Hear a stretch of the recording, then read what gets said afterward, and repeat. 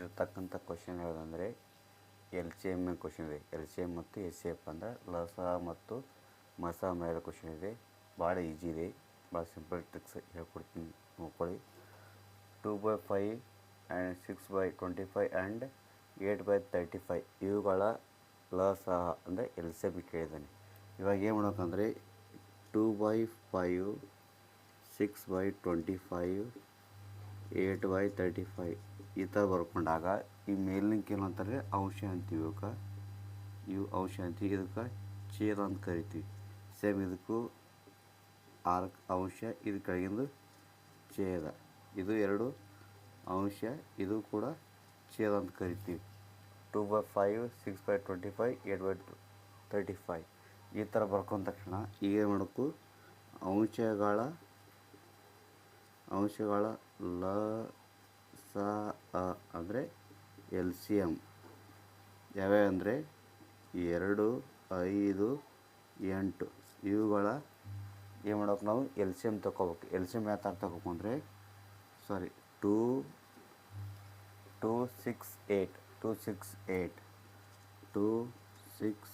8 ಇವುಗಳ L C M ತೊಗೋಬೇಕು. 2 1 2 2 3 2 4 ಹೋಯ್ತು. ಇವಾಗ ಇವೆರಡೂ ಒಂದೇ ಮ್ಯಾಗಿಲ್ಲ ಹೋಗಂಗಿಲ್ಲ, ಹಾಗಾಗಿ ಡೈರೆಕ್ಟ್ ಬರ್ಕೋತೀನಿ. 2 × 3 × 4 2 3 6 6 4 24 ಎಲ್ ಸಿ ಎಮ್ ಎಷ್ಟು ಬಂತಂದರೆ 24 ಬಂತು. ಎಲ್ ಸಿ ಎಮ್ 24 ಬಂತು. ಅದೇ ರೀತಿ ಛೇದಗಳ ಮಸ ಅಂದರೆ ಎಚ್ ಸಿ ಎಫ್ ಮಾಡ್ಕೋಬೇಕು. ಛೇದಗಳು ಯಾವ್ಯಾವಿದಾವೆ 5 25 35 ಇವುಗಳದ್ದು ಎಚ್ ಸಿ ಎಫ್ ತೊಗೋಬೇಕು, ಅಂದರೆ ಮಸ ಕಂಡು ಹಿಡ್ಕೋಬೇಕು. ಅದೇ ಯಾವ ಥರ ಅಂದರೆ 5 25 35 ಈ ಥರ ಬರ್ಕೊಂಡ ತಕ್ಷಣ ಈ ಮೂರು ಒಂದೇ ಟೇಬಲ್ದಾಗ ಹೋಗ್ಬೇಕು.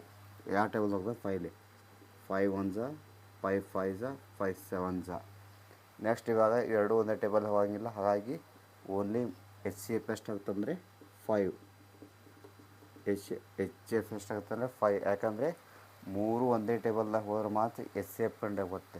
ಇಲ್ಲಿ ಹಾಗಲ್ಲ, ಇಲ್ಲಿ ಛೇದ ಹೋಗೋವರೆಗೂ ಮಾಡ್ಕೋಬೇಕು. ಅದಕ್ಕಾಗಿ ಇಲ್ಲಿ 3 ಅಂತ ತೊಗೊಂಡಿದ್ದೀನಿ, 4 ಅಂತ ತೊಗೊಂಡಿದ್ದೀನಿ, ಕನ್ಫ್ಯೂಸ್ ಆಗಬೇಡಿ. ಇವಾಗ ಫಾರ್ಮುಲಾ ಹೇಳಿದ್ನನ್ನು ಅಂಶಗಳ ಮಸ ಮತ್ತು ಛೇದಗಳ ಮಸ ಅಂತ ಹೇಳಿದ್ದೆ. ಇವಾಗ ಅಂಶಗಳ ಲಸ ಎಷ್ಟು ಬಂತು 24 ಬಂತು. ಛೇದಗಳ ಮಸ ಎಚ್ ಸಿ ಎಫ್ ಹೇಳಿದೆ 5. ಇದು ಎಲ್ ಸಿ ಎಮ್, ಅಂಶಗಳ ಎಲ್ ಸಿ ಎಮ್ / ಛೇದಗಳ ಎಚ್ ಸಿ ಎಫ್ ಅಂತ ಹೇಳಿದೆ. 24/5 ಎಲ್ಲಿದೆ ಆಪ್ಷನ್ಸು? Option number ಬಿನಲ್ಲಿದೆ. ಇದು ಆನ್ಸರ್ ಏನಿದೆ 5/25 ಕನ್ಫ್ಯೂಸ್ ಹಾಕೋಬೇಡಿ. ಆನ್ಸರ್ ಎಷ್ಟು 25/5. ಇದೇ ರೀತಿ ನೆಕ್ಸ್ಟ್ ಕ್ವಶನ್ಸ್ ಸಾಲ್ವ್ ಮಾಡ್ತಾ ಇರ್ತೀನಿ. ವಿಡಿಯೋ ನೋಡೋಕ್ಕಾಗಿ ಎಲ್ಲರಿಗೂ ಧನ್ಯವಾದಗಳು. Thank you.